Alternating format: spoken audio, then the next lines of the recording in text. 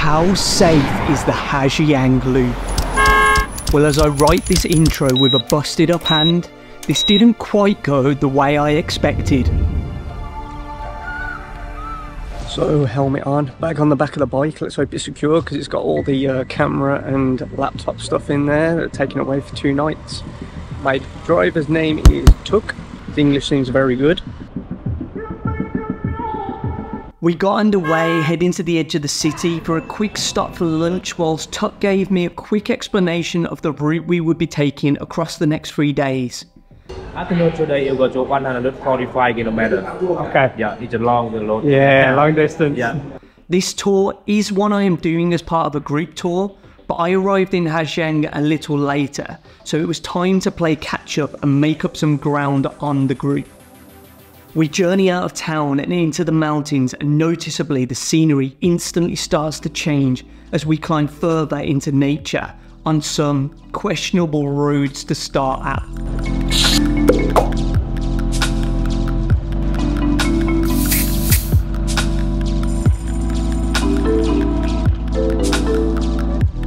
It's mad that in like a few seconds you go from being able to see everything to not being able to see anything at all. I mean, look behind me now. This was only in sections though, and seemed to clear up pretty quick at points where we would just stop and see mesmerising views.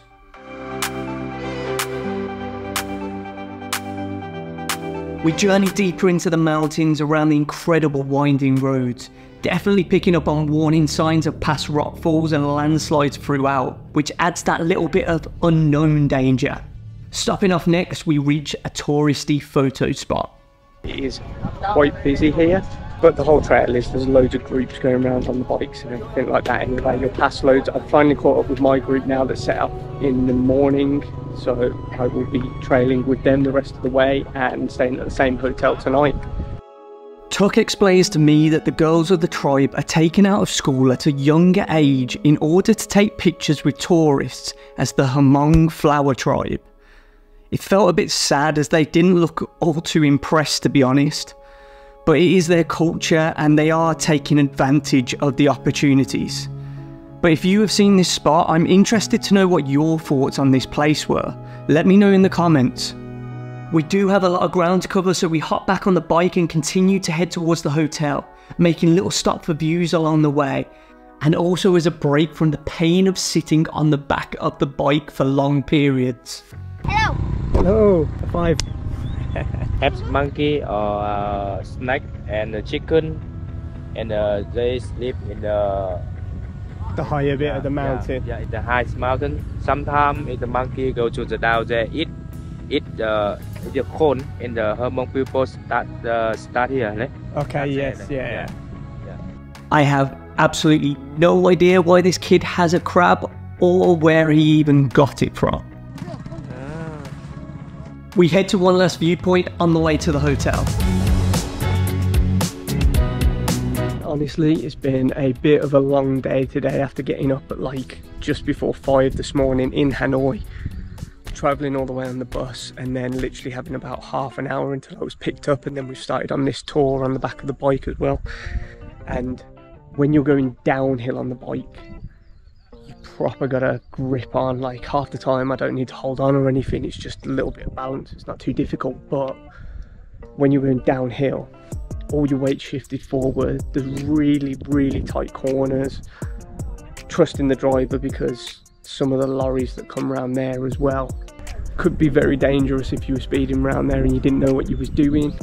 This view is absolutely amazing. It's stunning.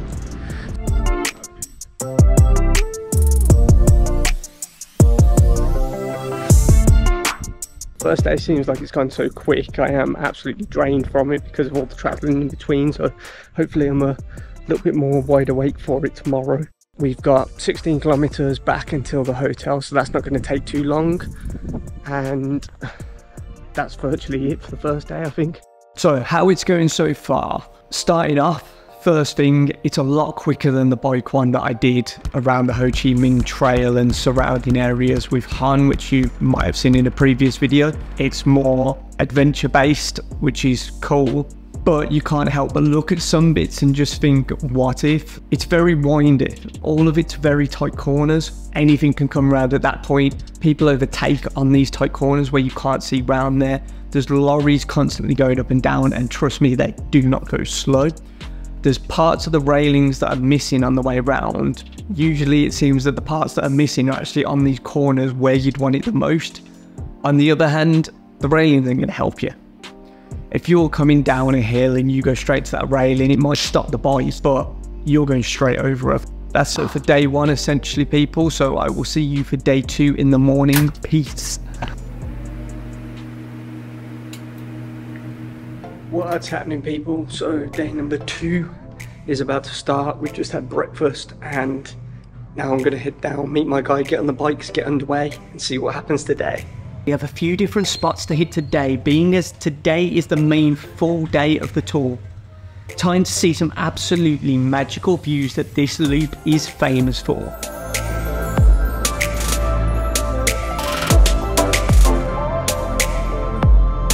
So we're at the first stop off viewpoint here, and it's very touristy compared to ones that I've done before. I think now that I'm with the group, each stop off is going to be a lot more tourist based, but it's still stunning to see. So Chuck was just telling me that the view that you can see over there is actually the border with China, 4 kilometers away, I believe. So everyone seems to be walking through the path down that way, but I've come back slightly instead to this pathway, which is actually behind the road, and you can pretty much see everything here. We hit some tight roads heading along the route. The majority of the roads are incredibly windy with exceptionally tight corners. Making sure your brakes work properly is a definite must here, especially with some of the downhills they have. Through each adrenaline-filled stint on the bike, we get a breather to take in the incredible beauty in the north of this stunning country. So next stop off point, and we're just taking a look at this river that runs through China into Vietnam.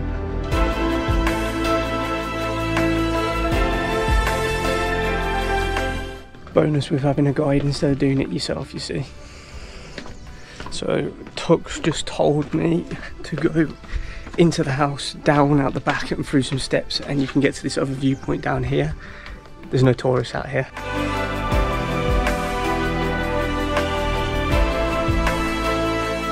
The river's such like an emerald green colour, and the way it flows through the mountains and everything's so big surrounding you up there. Size of them butterflies as well. Just fixated on them for about 10 minutes without even looking at the view. Mental. Tuck's just letting me know that the next part of the road we will be taking is very bumpy and we might get dirty. That's because they're redoing some of the roads.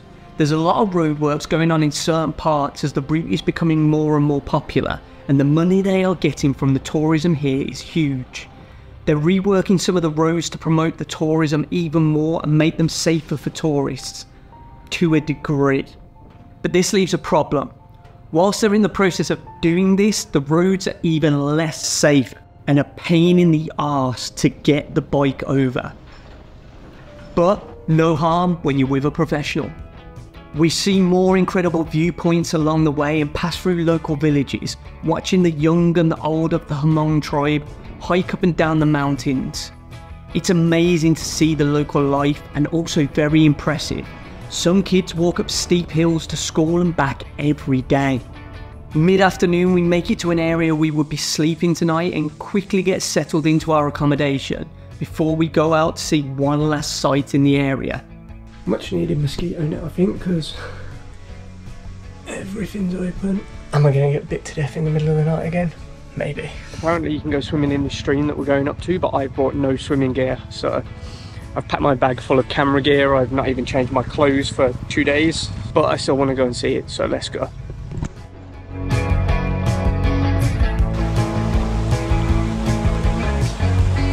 This would be great if it didn't become this. Talk about a way to ruin a perfectly good waterfall. And this was definitely my sign to get the hell out of there. So we've just come back to the homestay after going to that waterfall. The waterfall's beautiful, but it's kind of ruined because every single tour goes there. So we got there before a few people turned up. It got busier and busier and busier, and it turned more into like a rave waterfall thing, which obviously, as I'm older now, isn't really my sort of thing. I asked Tuck if we could head back, and then we stopped at another homestay. We sat down and we had like Vietnamese tea with them, and that to me started feeling more authentic again, so I really like that. Even though I'm sitting there and they're speaking in Vietnamese, Tuck asked me a couple of questions, I think just to get me involved. The England have the mountain? No? In some places, but I don't even mind it. When they're speaking Vietnamese to each other, I get to sit there and watch it. I like that sort of stuff. Just seems a little bit more authentic. There's no one else there. The stream's flowing past over the road as well. It's really cool to do that sort of stuff and see the hospitality of the people that are there and just pouring you another tea and smiles and everything. I love that. Day anyway, safety wise, the roads were definitely a hell of a lot worse. So potholes, bits where you've seen like the rocks have come down and probably dented the pavement.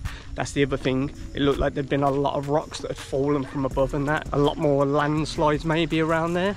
You'll know if you've been on a bike before and you go over some like dirt or gravel that the back end can kick slightly. That was happening with us, but luckily my driver can control it.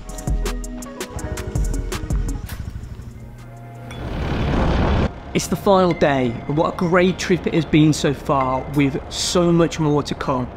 Still so much to see on the way back to Giang City, and I can't wait. Oh shit! You okay?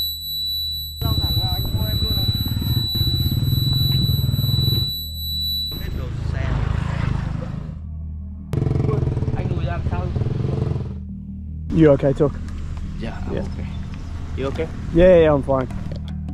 I'm sorry. Oh, it's okay. I don't think it was your fault, to be honest, mate. You okay? Yeah, I'm fine. Like, no problem. Well, after that quick turn of events, we must continue. We have a working bike and we are good to go. Well, as far as we know anyway. So we've got to crack on, we've got to get back. As you saw, we had a little accident. It definitely wasn't Tuck's fault. We wasn't going too fast, to be fair, so it wasn't that bad. No one's injured from it, which is an absolute bonus. I'm fine. I've probably got a bit of a bruised thumb, just the way I landed. That's about it. Tuck, I think, is fine. And luckily the bike's okay, so we can get back. They both shook hands at the end and everything anyway, so it was fine. But essentially what happened was, we was going down the road and then this van was doing a 3-point turn in the road and reversed, and as we went to go round in front of him, he just pulled straight forward and we went into the front side of him. I went over the top of Tuck, so Tuck softened my landing slightly and ended up in the corn bushes, like the corn farm bushes sort of thing that you see me walking out of. But yeah, everyone's fine. Definitely not Tuck's fault. Shit happens. As long as everyone's good, who cares, we'll carry on, and the bike's in good condition, so at least we can get back, because I think we're about 100 kilometers away from where I'm getting the bus tonight, so that's an absolute bonus. So, is the Giang loop safe? Sometimes it's not in your control. This isn't going to stop us from enjoying the last parts of the loop, and not even what is coming at the end of this journey is going to wipe a smile off my face. So we just stopped off at a little hemp making shop where the Hmong tribe make the hemp sort of stuff that you see inside the shop, and it's really old school, like the way that they do everything. It's pretty cool to see how they make all the stuff and how the women, despite what their age are still doing really hard manual labour.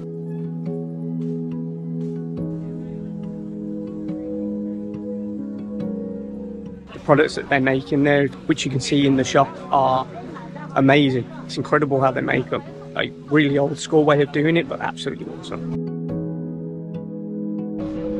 So we're working our way back now, and this is one of the stops off on the way back, called Heaven's Gate, and You can see so much of the mountain area and all that. It's absolutely stunning.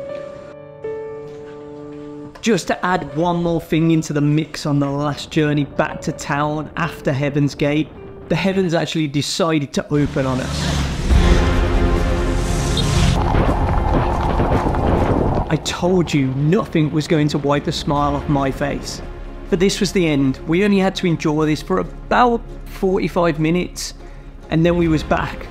But it should be noted this can have a massive effect on doing the loop depending on what time of year you go and the weather conditions. Shortly after I left there was major flooding in the area and people were even being rescued. So just keep that in mind for when you decide to go. So, overall my thoughts on the loop after seeing broken barriers, the heights of the mountains with no barriers, the speed of the bikes, the lorry drivers on tight corners, the unpredictable weather, the signs of past rock slides, and the potential for crashing. Would I do this again or recommend it to any of you guys? 110% yes. There are things that are out of your control, and honestly, tough shit. That's what creates adventure. If you're unsure of yourself on a bike, do it as part of a guided tour and sit on the back. Even if you want to do it on your own, I recommend finding groups to do it with so you're not completely alone. But once you've got that sorted, go out and do it. Have the adventure, make the memories. That's what life is all about. Make sure you join me on even more adventures as I travel around the world by hitting that subscribe button and hitting the notification button, and I will see you in the next one. Peace.